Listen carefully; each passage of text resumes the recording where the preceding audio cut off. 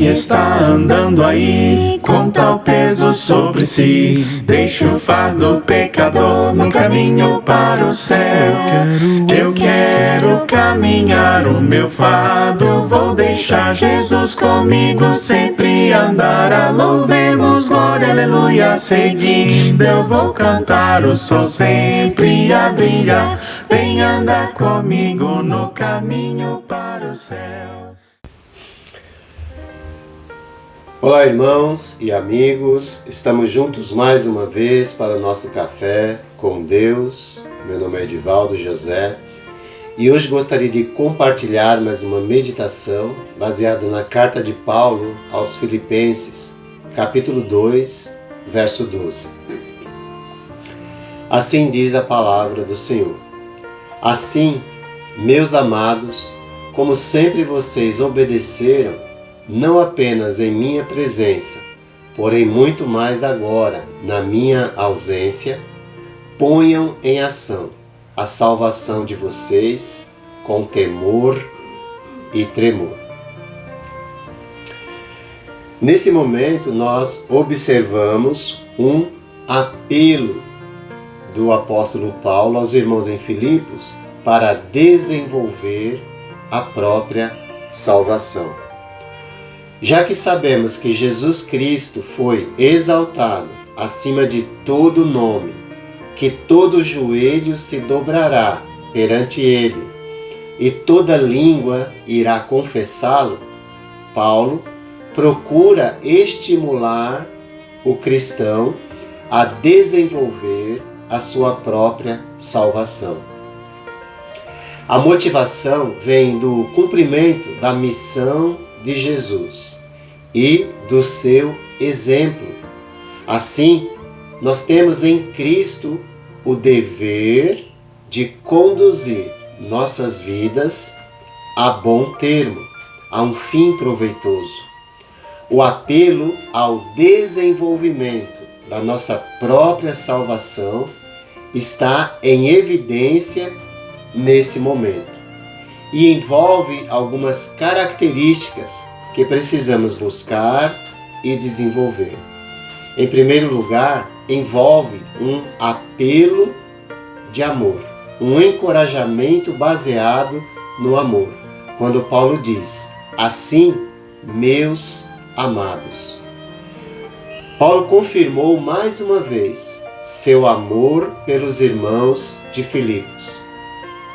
Provavelmente ele percebe que muitos filipenses e outros leitores sofreriam pela causa cristã, sendo alguns sacrificados literalmente, como Cristo o foi. Ao ver seus irmãos sendo maltratados, humilhados, sofrendo por sua fé, que tipo de incentivo você dá a eles? Paulo os fez se sentirem amados, um amor que anima, encoraja, protege e faz todo o esforço para a manutenção da unidade entre os irmãos. Também ele oferece um apelo à perseverança, quando ele diz: ponham em ação a salvação de vocês. Ponham em ação ou desenvolvei a vossa salvação. Quer dizer, levar a bom termo, completar, dar um bom acabamento. Ou seja, nós temos a garantia da salvação da parte de Deus, mas precisamos permanecer, perseverar. Iniciar a vida com Cristo é essencial, mas é necessário completar a jornada, terminar a corrida. Quem parar no meio do caminho enfrentará o juízo de Deus. E como diz a carta aos Hebreus, horrível coisa é cair nas mãos do Deus vivo. É necessário lembrar que o compromisso que temos de estar em comunhão com Deus e com os irmãos, ele precisa ser buscado e praticado como prioridade cada dia. Por isso Pedro diz em sua carta que sua condenação, ou a condenação daqueles que ignoram o seu chamado ou o seu compromisso com Deus, a condenação será pior do que a do próprio pagão. Porque Pedro ele vai dizer, se depois que você conheceu a verdade, você retorna ao lamaçal do pecado, o seu estado se tornará pior do que o primeiro. Por esta razão, o cristão precisa prestar atenção ao desenvolvimento de sua própria salvação. Cristão que não se envolve na obra de Deus, não se desenvolve na caminhada. Assim, não se prepara para padecer por Cristo, pois ao discípulo foi dado o privilégio de não apenas crer em Cristo, mas também de sofrer por Ele. Filipenses 1:29. Ao mesmo tempo, a certeza de que a vitória é certa, pois em Cristo somos mais que vencedores, certamente com essa convicção, nós não vamos permitir que nada nem ninguém nos afaste do caminho. Nós teremos sucesso neste desenvolvimento se imitarmos a humildade exemplificada pelo nosso Senhor.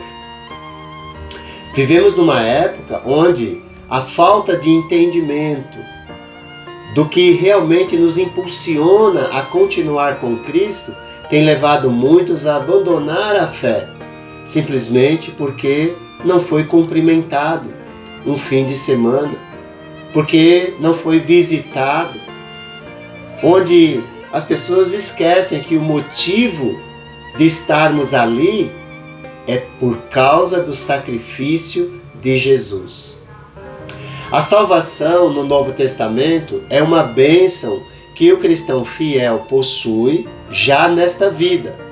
O apóstolo João, ao escrever na sua primeira carta, no capítulo 5, verso 13, diz, inspirado pelo Espírito: escrevi-lhes estas coisas a vocês que creem no nome do Filho de Deus, para que saibam que têm a vida eterna.